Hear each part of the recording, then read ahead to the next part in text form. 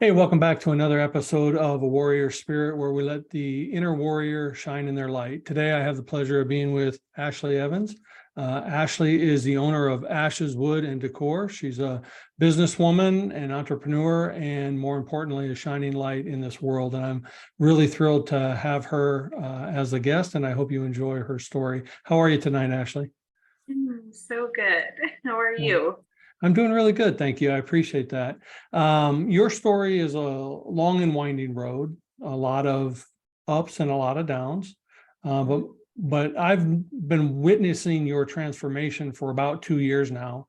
And to see the light come on and the shine and the brightness has been so beautiful to watch.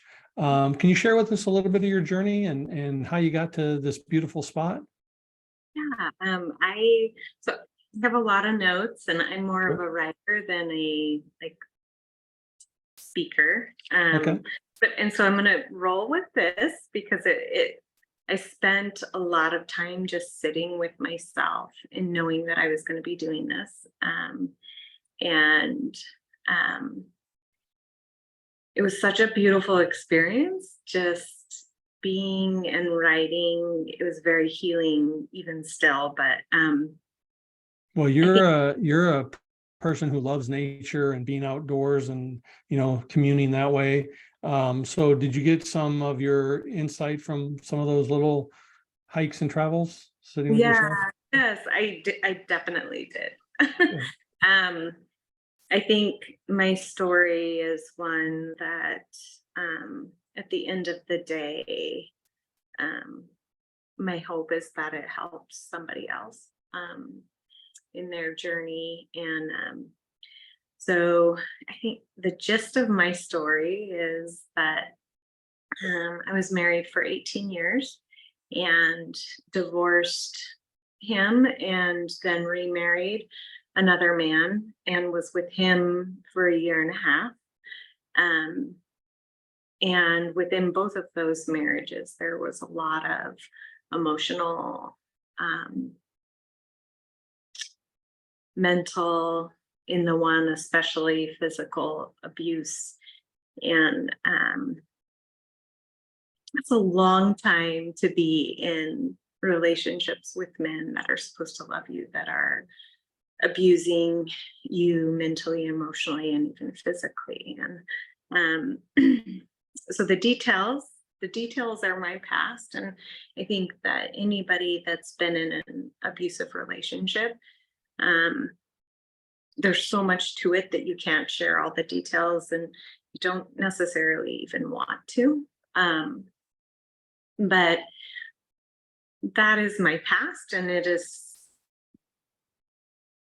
happened, and it was hard.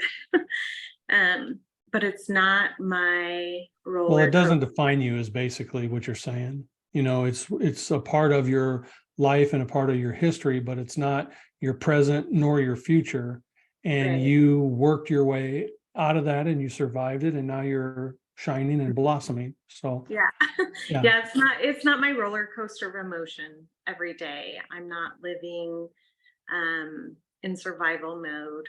Um and um and so but it's still my story. Mhm. Um and my present right now um is full of a lot of different things. It's full of doubts, it's full of fears. It is also full of happiness and joy and overcoming and resilience and healing. Um, and so I think for me, the most important part of this is that I am healing. And it's more what I want to share than the abuse part. Sure. So how did I heal from that, and how am I still healing from that? Um, it took a lot of patience, lots of it. I don't always know how to do it. I don't always have a direction because I've never done this. It's new. So I'm learning. Sometimes it's overwhelming. Well, it also takes a lot of grace with yourself, because Mm, as a person who has pulled themselves out of that deep hole, to and especially a parent, you're, a mom, and you have these, and I watch my wife do this too. You have all these guilt and these things that you keep playing over in your head, and it takes a lot of grace within yourself to lighten that load and move to that beautiful spot of joy and happiness. So it takes a tremendous, and those one-on-one talks with you have with yourself. I always tell my wife, if you spoke to others like you speak to yourself, you wouldn't have any friends. You need to be just as soft and gentle with yourself as you do everybody else that you give the grace to. So, grace, I think, is an important part of your healing journey as well.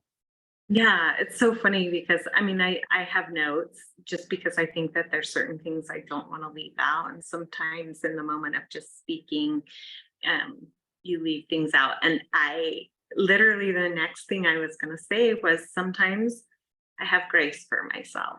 Nice. Sometimes I doubt myself. And sometimes I know I have to push myself. And sometimes I have to stop and rest my mind, my heart, and my soul.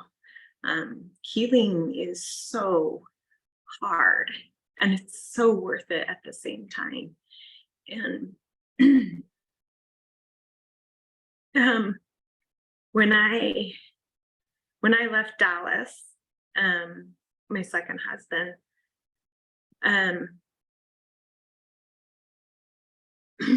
I had an intention of healing, and I have been blessed with remarkable people that have helped me in my healing journey. It's been slow and steady. It's been almost going on 3 years now. But when I was married to him, I was actually seeing a counselor in Payson, and she was an amazing woman, probably in her 70s, and she diagnosed me with PTSD, and from the trauma I had experienced from abuse, and it was a relief to be diagnosed, because in my mind I felt like I was going crazy. um, and at the same time, I didn't know what that looked like. I had no idea what the journey of healing from post-traumatic stress disorder looked like. But she told me that there were people that were qualified, did higher education to do what's called EMDR, which is it's kind of a rapid eye movement therapy, and it is the most effective trauma therapy that exists. It's 80% effective in trauma patients that are diagnosed with PTSD. So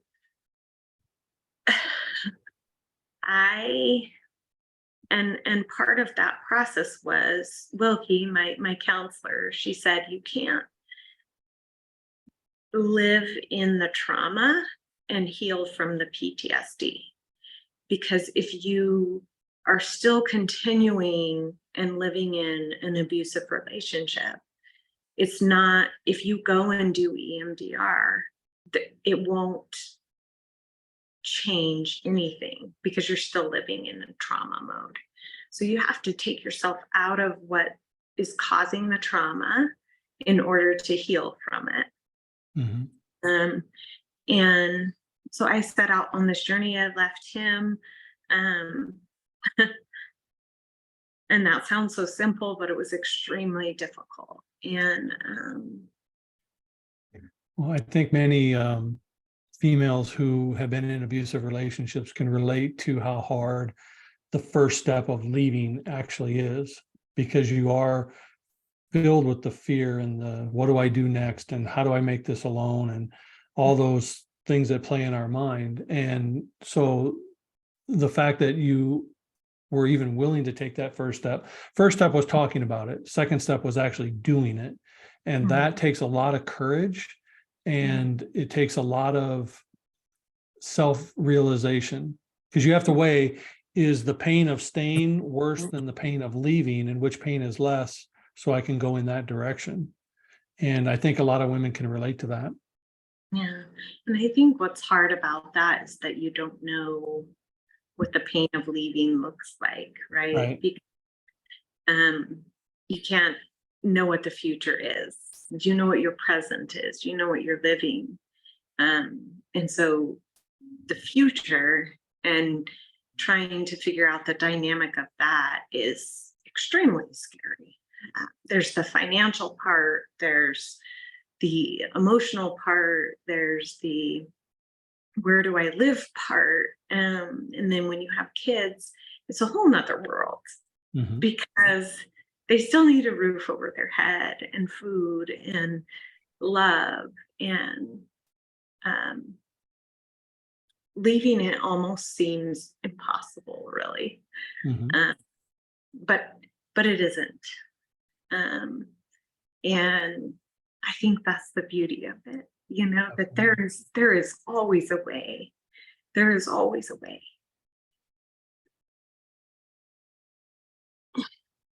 I think when you are willing to step out in the faith of there's always a way, that God or the universe or whatever the viewers are going to call it, open up that, faith isn't, oh, I'm going to do what I can see. Faith is, I don't know what's there, but I believe I'm going to be better. And that's the hope and the faith, right? So without your faith, you aren't willing to take that step. Yeah. Right. Yeah. And I think that, I think that if for me, it was the most important part of that was getting a counselor that really was clear as to what I was living day to day. Because when you're living in abuse, your mind is so muddled. um, and you don't know up from down, and you don't know right from wrong, and you don't even know whether it's your fault or their fault. And all the time, it's your fault. So when you can sit and open yourself up, you have to be vulnerable, and you open yourself up to somebody that is outside of the situation. Mhm. Uh, and you can share the experiences that you're having on a daily basis. They can clarify what is okay and what isn't. And so instead of living in this fog of gaslighting and manipulation Mhm. and fear and abuse, they clarify all of it. It's like so clear.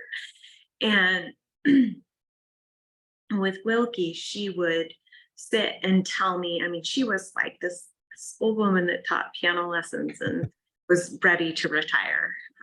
But she did specialize in um, counseling women that were leaving abusive relationships, marriages. And she would set it out like there was no gray. It was black and white. This is what your life is going to be.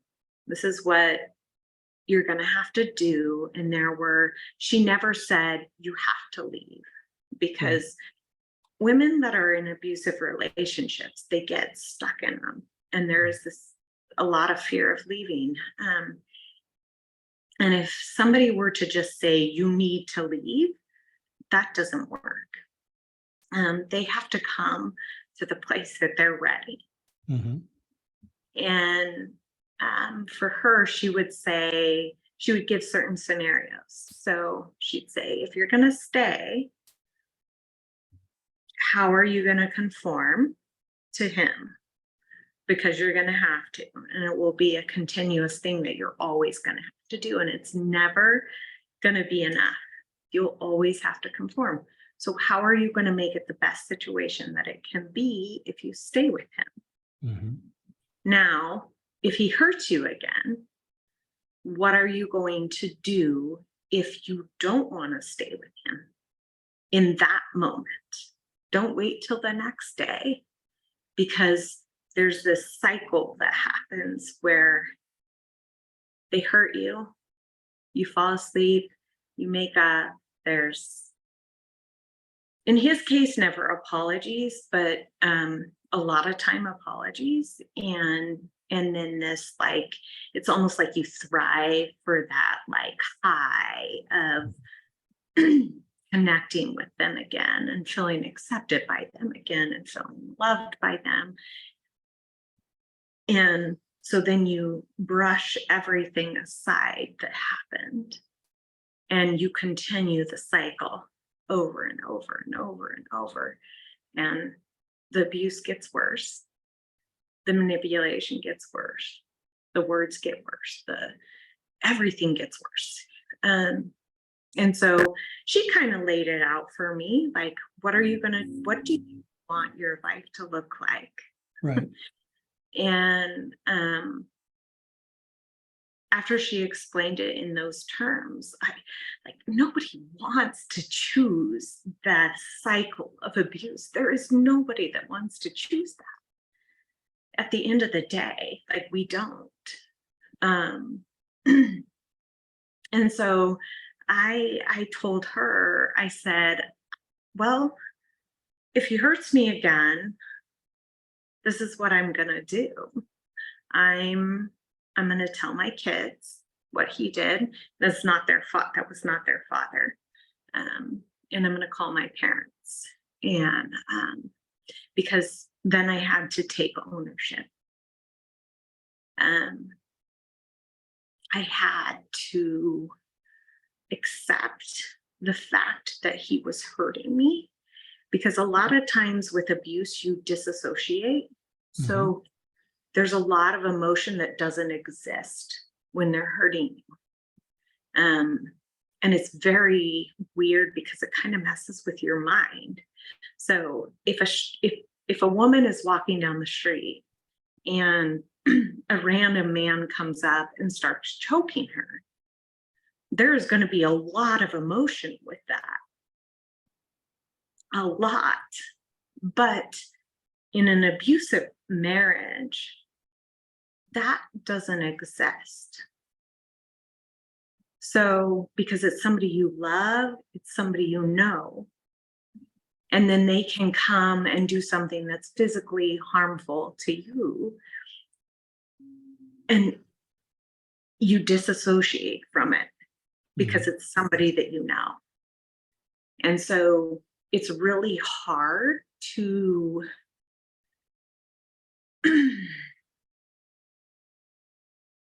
own it. You almost have to speak it to somebody and have people that are backing you in it, because you don't recognize it. It's really weird and it's horrible, but it's almost like an out of body experience. It is. Where you're viewing it from outside, looking down. Mm-hmm. You are. And you can't, and it gets worse, the longer you're in it, the worse it gets. And so for me, talking to my kids and my parents, I had to take ownership for it. I couldn't go to bed and just find peace with it and then do the same cycle over and over again. Mm-hmm. So, for example, my ex, he choked me, and that was my moment where I called my kids and I called my parents in, Um, and then the wheels started turning. The change started happening because now my kids, although they were experiencing some of the abuse to a certain degree, they were not abused, but seeing their mother getting abused. And then my parents from an outside source coming and visiting, and then also having me being pulled away from them and my family, because abuse, they pull you away from anybody that means anything to you. Yeah, the isolation. Yeah. And so my family was experiencing that very, very rapidly. And this was their door that opened for them to step in and go, here we are.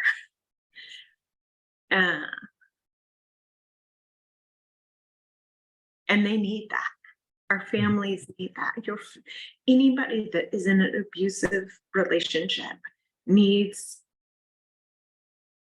to give their family permission to step in and start showing up. Mhm. And they will, because there is so much pain. I think that goes also, like, I can relate to that, not from the abusive standpoint to where you're talking about, but from the suicidal standpoint where I was, when I wanted to die and kill myself, not letting my family in to know the deep hole I was in. As soon as they knew the darkness that I was facing, they were right there to help pull out and show the love and the grace and all the things that we need at those moments, because we don't believe that anyone's there, because we've been so far off in our own darkness. We don't think that there's any hope. Yeah. So Yeah. Yeah. I mean, it gets so foggy, Mhm. you're living in that. You're literally living in a fog. Mhm. And yes, yes, yes. Family is family, friends, whoever it is, they want the very best for us. And even if the relationships are maybe um, hard, and I know that there's different family dynamics, but in my case, with my family, um, they wanted to show up, and they were waiting for the moment to step in and do that. And so it Yeah. was amazing because between Wilkie and then taking ownership of myself and what I wanted, taking the next step to talking to my kids and my parents, um, it pushed everything else forward more and more to getting me out of the situation that I was in. And I'm grateful for it. Ultimately, it led to me leaving. Um, But you took the important part of following through with your word. You stopped lying to yourself and saying never again, never again. You actually took the action to make it never again. Like, you stopped lying not only to your friends and your family, but to yourself. yeah. And that takes so much courage, you know. That's I think awesome. the moment that you speak it, right? Because for me, I had to speak it. I had to say, he choked me because my son was playing basketball and he didn't like it. When I spoke that, that was the truth. And that was the moment that he didn't have power in my silence anymore. So then it became something that completely changed everything because I wasn't silent anymore. My family knew, my kids knew, it was out there. So it was done. Like, it was the power that he had and keeping me silent and taking everybody away from me didn't exist anymore in that moment. And it completely changed everything. So I left. I left.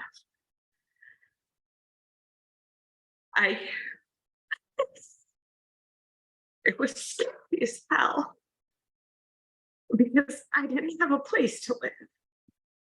I had 2 teenage kids.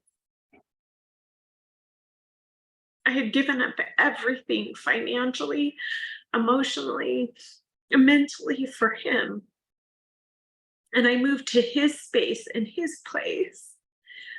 And then I had to recreate my life. At I was 39 going on 40. And that is so hard. And so my dad and my mom came and helped, and my kids, and we packed everything. I mean, we were just like packing fools. And, we had everything in boxes, and my kids were switching schools because we lived on a ranch out in the middle of nowhere, and we were going back to where we lived before I met him. My parents came, my dad came, and we did like the last move. It was me and my dad and a couple of movers that I had hired to help lift the heavy stuff in.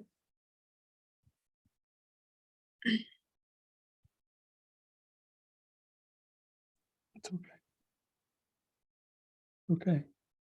It was a day that I gained my freedom back. Yes. And I've watched you blossom ever since.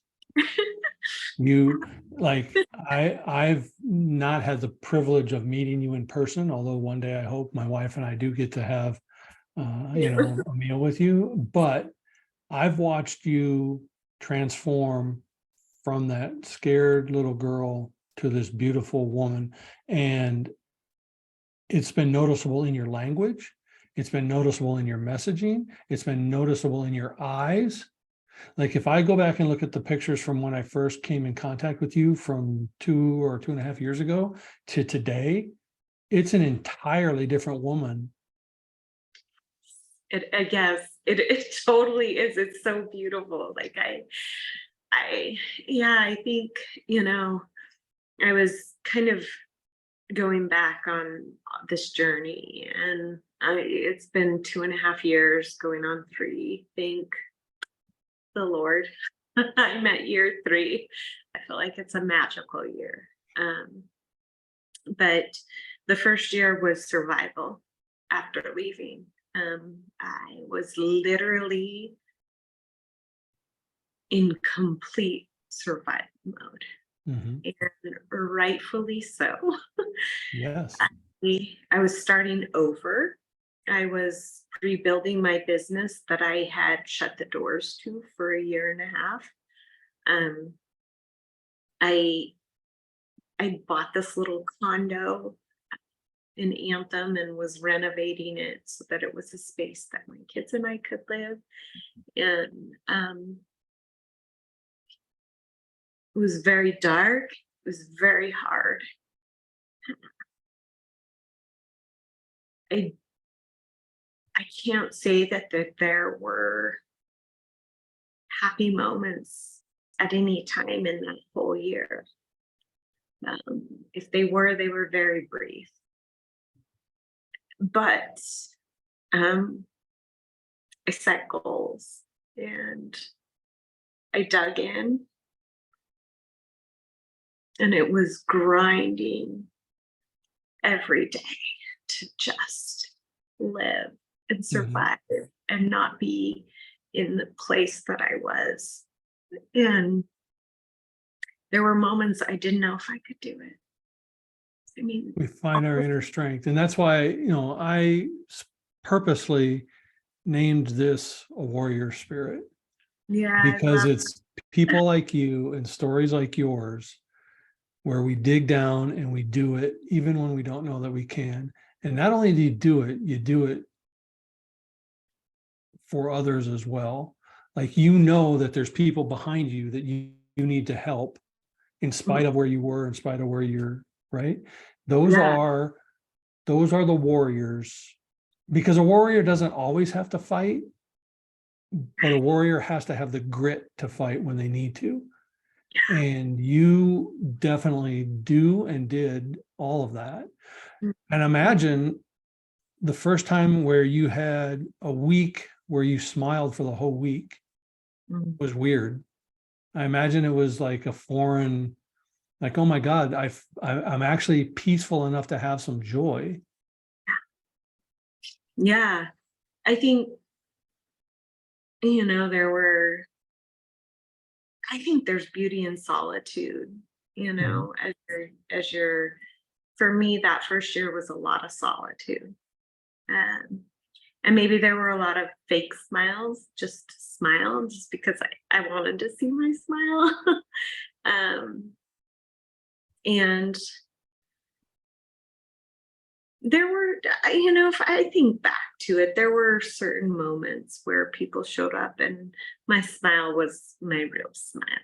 Um, but there is a lot of grit and grind in the first year after anything that's very traumatic that happens to anybody. The first year is, I don't care what it is. It doesn't have to be abuse. It could be the loss of a child. It could, there's so many scenarios of trauma that exist in people and that happen. And the first year is excruciatingly painful. And there is nothing you can do to take it away or make it not exist. It just is. And I think there's beauty in that too, in just letting it be what it is. And there were so many moments that I had to just sit with myself and go, this is so hard.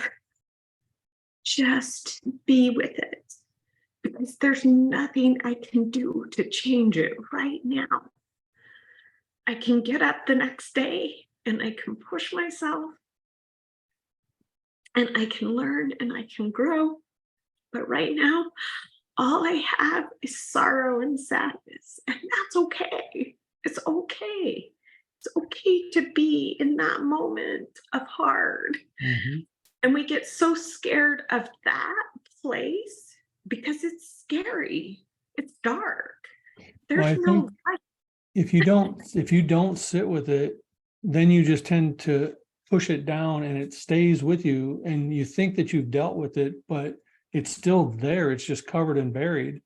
And my wife has been ill for 8 years and she's had some dark depressive days. She's almost died twice. And I've had to tell her over that period of time, the days where all you can do is just get out of bed is good enough. Your 100% today doesn't have to look like your 100% tomorrow or 100% from yesterday. Whatever you can do today is good enough. And sitting with it allows you to deal with it so that it doesn't harm you anymore. And I've said this on other podcasts, and I say it anytime. People always want to talk about the caterpillar transforming into the butterfly. And that's Mm, really a beautiful thing. But what they yeah. don't talk about is in the middle of that transformation, the caterpillar is wrapped in a cocoon, totally dissolves itself into goo, and Yeah. rebirths itself into an entirely different species. Like, that's a messy process inside that cocoon.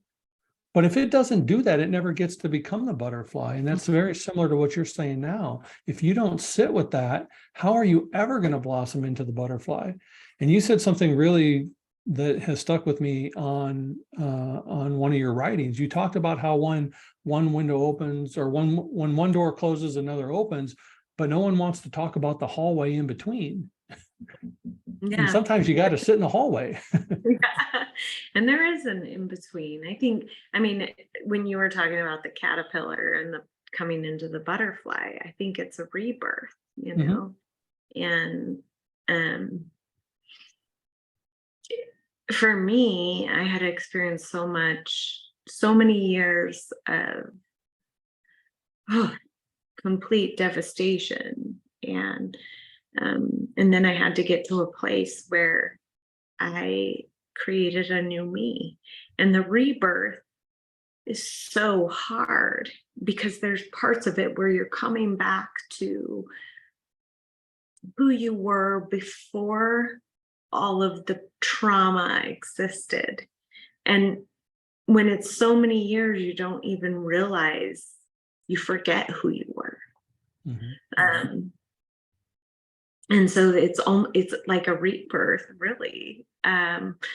But then there is, and just like the caterpillar to the butterfly, there's so much in between. They don't Just not a caterpillar that turns into a butterfly.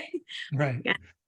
I had to leave, and then I had to accept what was. I had to hurt. I had to be a victim even for a moment. Um, I had to survive. And then, and all of that is the in between. That's Mhm. the one door closing, because I closed that door to Dallas and I opened a new one. And there were so many steps that had to happen in order for me to be where I'm at right now. And I even know that there's more steps to get to the next better place for me to be in a different place. Um, I think, like, I look back at the last 2.5 going on 3 years, and the first year was survival mode, and that's a exhausting place to be. Mhm. It is exhausting because you're just pushing and pushing and then crashing, and pushing and pushing and crashing and crying, and there's so many emotions that are out of whack. um and then there is, for my second year, was my healing year. That was when I got settled into life out of survival mode, and then I knew it was my time to heal. And it was hard. Healing is not any easier than survival mode. Every phase of the journey is hard and good and beautiful and easy at the same time. Because if I think of survival mode, before survival mode on my own, I was being abused. Mhm. And how horrible is that, right? But then survival mode was, damn, girl, you can do this. And then healing mode was, oh my gosh, I just want to push it back. I don't want to deal with my past. But you cannot hide your past. Your past in your healing, has to be your present, at least for a moment. Mhm. You can't just say, that's my past. That's my past. No, it's my past, but I'm also struggling with everything that it's created in me and everything that it's made me. So now I have to face my past in order to move on from it. And so I have had to get so comfortable with sitting with my past so that it no longer controls me. And it is hard because you have to process what happened to you in order to move on from that. You can't go, oh, that's my past, that's my past, that's my past. It's so many people want to do that, and so many people say that, but you can't do that. You have to acknowledge it and process it in the depth of the hardest part of your past, whatever it was that created the trauma within you. And trauma creates beliefs in ourselves that then we carry on into our future. Mm-hmm. So when trauma happens, we create a belief in ourselves, whether it's that for me, mine was, I'm not lovable.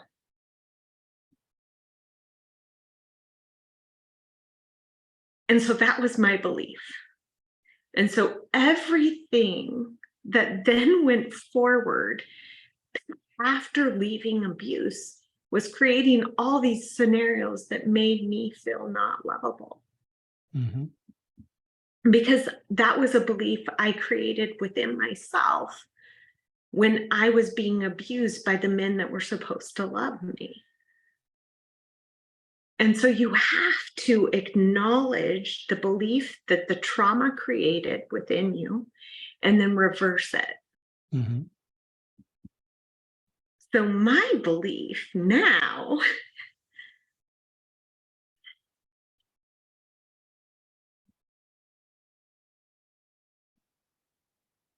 is that I know I am lovable.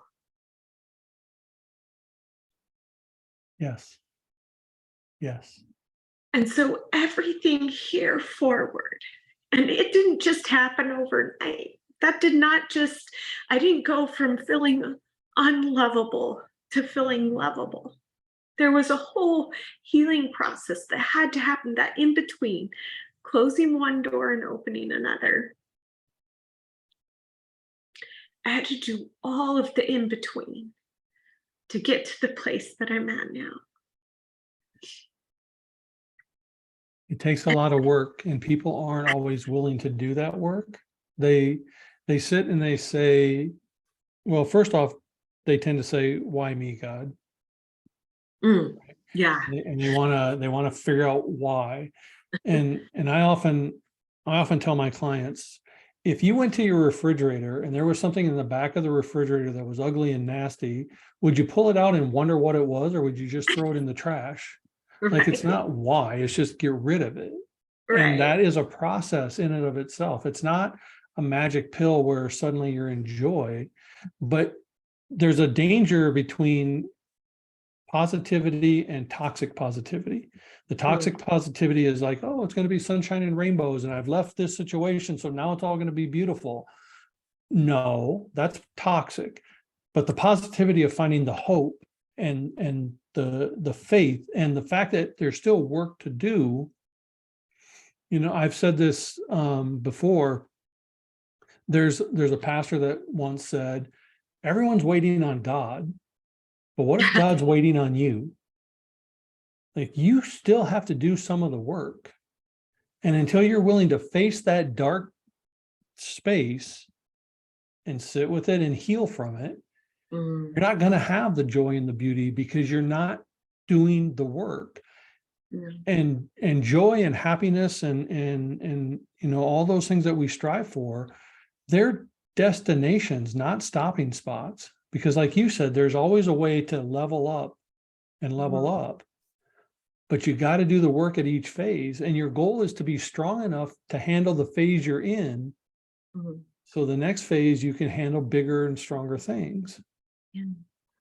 Yeah, it's so interesting that you talk about God and people, you know, more or less just praying. And I'm a believer, you know. But I mean, if you think about scenarios in life, like even if it's just with work or a career, right? You can't sit and pray to God and say, God, give me this job that I want. It doesn't work that way. You're not going to wake up the next morning with this dream job that you want. You have to work for that. It isn't that you're doing it and the work isn't alone. You have, for me, I know I have guardian angels. And Absolutely. you know, my grandmother's one of mine. And I know that they're there and they're present in my life. But I also know that there were moments that I would pray to God, like, God, please help me heal my mind. Because my mind, your mind, when you are in an abusive relationship, gets so messed up. It physically changes the shape of Mhm. your Mhm. brain, and it changes the way you process things. And so, for me, I would pray, but I could sit and pray for that. That's not going to happen. There are so many resources on this earth to help us heal from what happens to us. And my EMDR doctor, Dr. Sadek, she would, when in moments when I was really struggling, because of shame, because of choices I made based on the abuse that I was enduring, because there is a lot of shame with Mhm. abuse. There's a lot of guilt. There's a lot of um, taking on whatever it is that they say you are or Mhm. aren't. I mean, it's horrible, but I would tell her these things and she would say, Ashleigh, because I was in fight or flight. So I was diagnosed with PTSD. So I would live in fight or flight. So my emotions were like this every Mhm. second of the day. Like, ooh, the triggers were out of control. um, because when something traumatic happens to you, your mind goes into like hyper observing mode. Right. And all of these things that are happening around you become triggers, whether it's a color, whether it's a smell, whether it's a place on the freeway, whether it doesn't matter. You're like soaking it in at hyper speed. Mhm. And then all of those things become triggers. And so your reaction to that on the daily basis is just constantly being triggered. And your triggering modes are fight or flight. So you're either fighting or you're running. And it's extremely unhealthy to live that way. It's exhausting, it's tiring. Um, but for me, I had to get to a place that I no longer wanted to live that way. Um, and then, oh, so Dr. Zadok, sorry, I kind of lost my train of thought. So Dr. Zadok would say, and I would explain um, to her ways that I would be triggered and my reaction, my emotional reaction to that, whether it be with my kids, my family, my friends, the people that I loved the dearest. And it was putting them where they had to live on pins and needles with me Mhm. because of my emotional reaction. And I would tell her about these things, and she said, Ashleigh, give yourself grace because your reaction is natural to an unnatural experience. Mhm. So being abused is an unnatural experience. That's not something anybody in this life is supposed to experience. But there is a reaction that happens that is natural from an unnatural experience. And so it almost put this like peace within me where I could be like, okay, like I'm reacting naturally. Yeah, not crazy. Yeah. Because there is, when you're living in fight or flight, you feel crazy. Mhm. Uh, the emotions are up and down. It's a roller coaster. And for me with EMDR, um, which is the eye movement therapy, it took me from living fight or flight roller coaster 24/7 every day of my life to having like an even kill emotional reaction to things. And so it took my my past, and I got comfortable with it. I processed it. I did the eye movement therapy, and which is like a light bar. So with EMDR, they you process your past, you talk about it. So you do talk therapy, which is beautiful. And then you sit with a light bar in front of you. Mine was the one Dr. Zadok uses, like 3 feet long. And it's right at your eye level. And it moves back and forth. And then I held 2 things in my hands that buzzed, and then had earphones on that beeped, and everything was in sync with each other. And you talk about your trauma, so you're processing it, and then you talk about the belief that it created within you. And I would do the EMDR, and it was almost like a movie screen of my past and the trauma that had happened to me, because our brains want to heal themselves. They do. And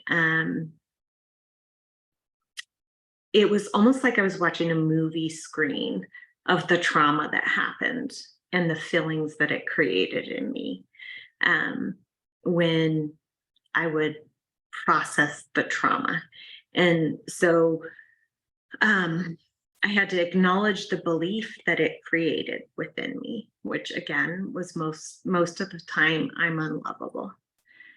And I had to acknowledge it and then talk about the things that happened to me that created that belief.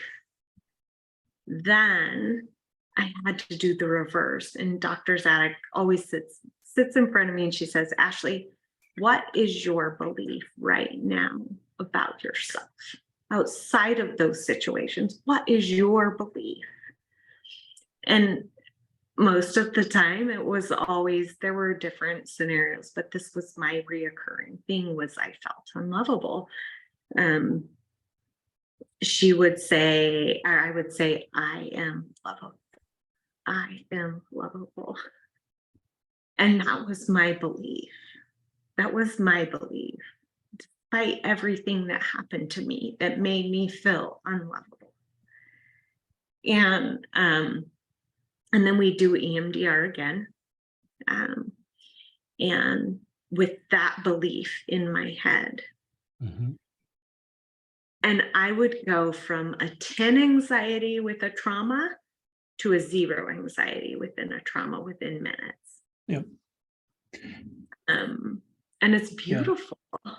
Yeah, you're neurologically reprogramming the trigger and replacing it with a neutral emotion so it doesn't affect you anymore. And 95% of our day is on autopilot. And if you've programmed it with all that negativity and all those false beliefs, then that's what's on autopilot. And until you erase it, which is what the EMDR is, and rewrite it, which is I am lovable.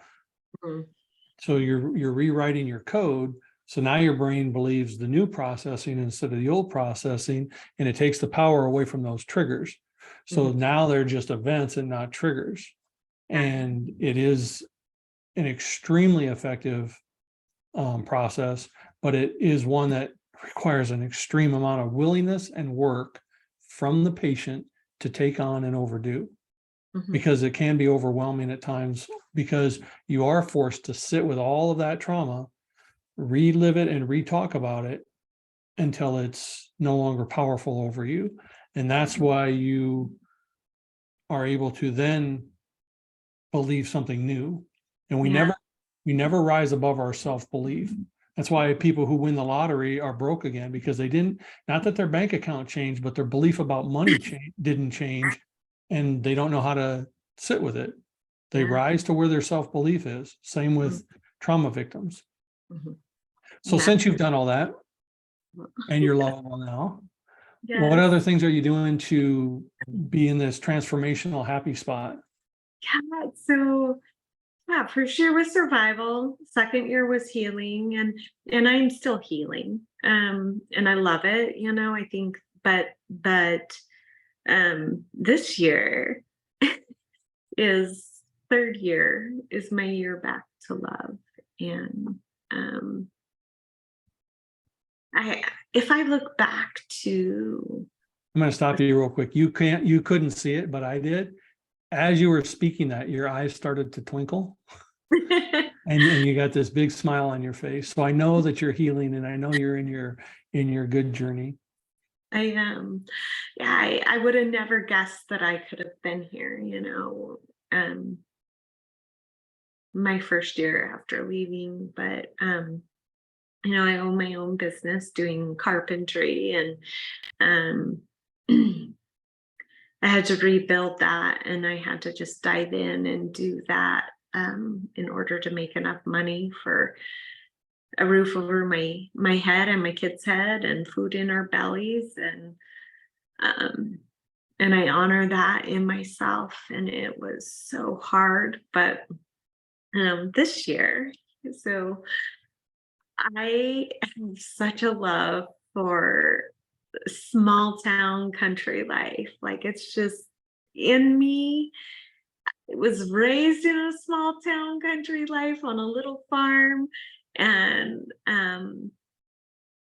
when I married my second husband, we lived on a ranch, and I loved it. I loved it. And when I left him, I would cry every day because I missed that life so much, and I never thought I would get that back again.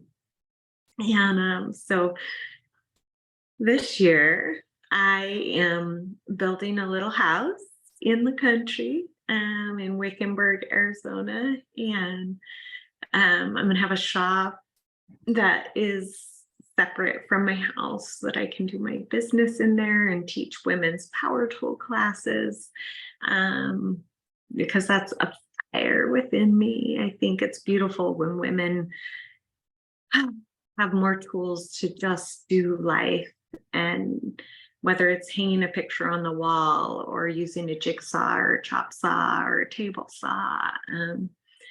I mean, that's what I do every day. And um, so that's happening right now.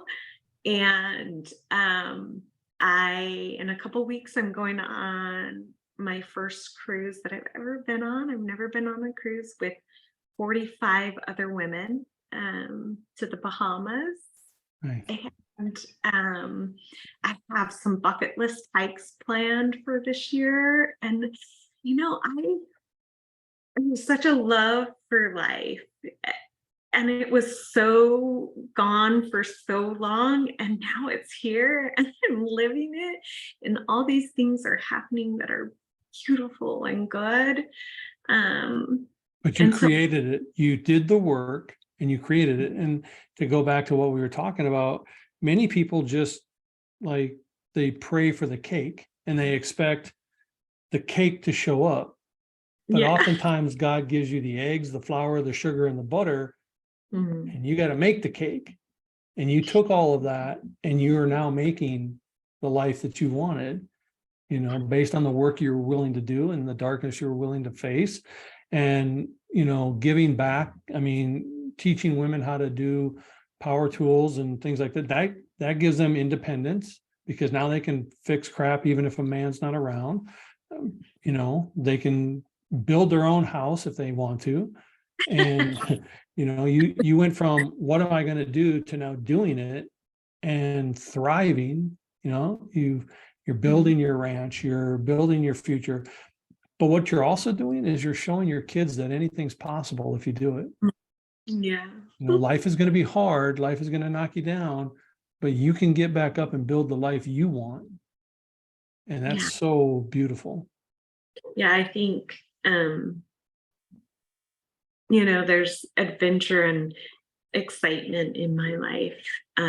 But I will say, um,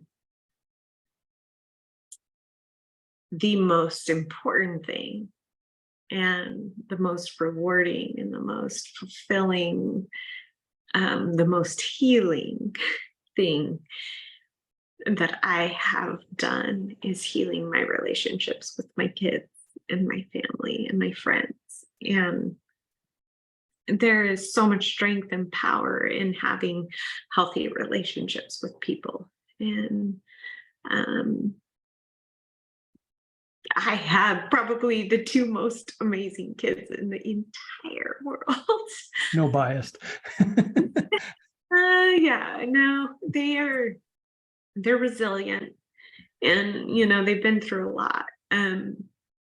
I've drug them through more than they should have ever been drugged through, but That's I where you get to be graceful again, because you were doing the best with what you had at the time you had it. And now that you have more, you're doing better. Now yeah, that you have more inside, you're doing better. Right? yeah, yeah. So there's so much goodness. Like, I have beautiful relationships. I have beautiful relationships that are so fulfilling and amazing. I have goodness coming with my house and my business, and transitioning into something different even within my business. And um So if now anyone were in the midst of their own darkness, transitioning from one door in the hallway to the next, what's the one or two pieces of advice you would give them? be patient, um and be okay with being in the dark.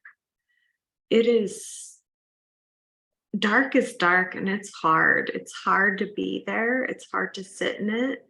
I've sat in a lot of darkness, a lot of sadness, a lot of depression, a lot of doubts and fears, uncertainties, um, not knowing what or how I was going to get to the next day or the next even minute or second. But never give up. Never give up, even in the darkest of moments, because the truth is, we are never alone. There's somebody else sitting in that darkness in that very moment that you're sitting in that darkness alone.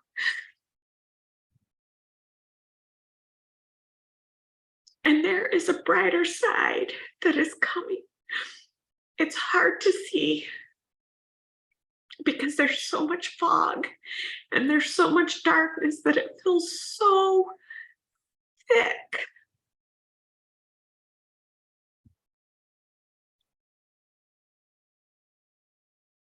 And it's easy in your mind to want to give up.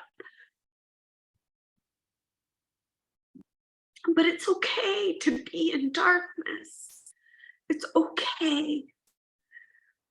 There is light coming, and there will always be darkness in our life. I don't doubt that there is darkness in my future. I don't doubt that. I know there will be. But because I made it through the very, very darkest moment that I know I will ever experience in this life, that I can make it through the next. There is beauty in overcoming and light and happiness. But this life, as long as we are living, there will be hard and there will be good. There will be dark and there will be light. It's always going to exist, as we are human. This is part of our journey. And so it's never going to change, ever. But it's the moments that you overcome the darkness, that you survive and you don't give up, that you become more resilient and you become stronger, yet softer. Mm. And your love grows deeper. And the love that you can give and you can receive is completely different when you overcome those darkest moments. I love it. I'm going to ask you the one last question that I ask all my guests. Mm-hmm. You're a part of my tribe, warrior spirit. What Yes. does having a warrior spirit mean to Ashleigh Evans? It means having resilience. It means fighting even when it seems like you can't. Um, it means loving yourself through every moment of all of it, even if you have to remind yourself why and how to love yourself. Um, I am so grateful for you, Daryl. Um, I have to say that you have been a light and an inspiration and in my journey. I value it. And there have been things you've messaged me, just encouraging me along my path, and even things you posted that were just thing that I needed to see and hear. And um, I am truly grateful for you. Well, I appreciate that. I love watching you blossom, and it's exciting to know that I've been a small part of that and part of the healing that you've undertaken as well. So I appreciate everything that is happening for you, and I appreciate your time too, doing this and sharing it with others. If you have a way for people to get a hold of you, we'll post that in the comment section below once Yeah. this airs. And I look forward to seeing what the next step in your journey looks like. Thank you. Thank All right. you.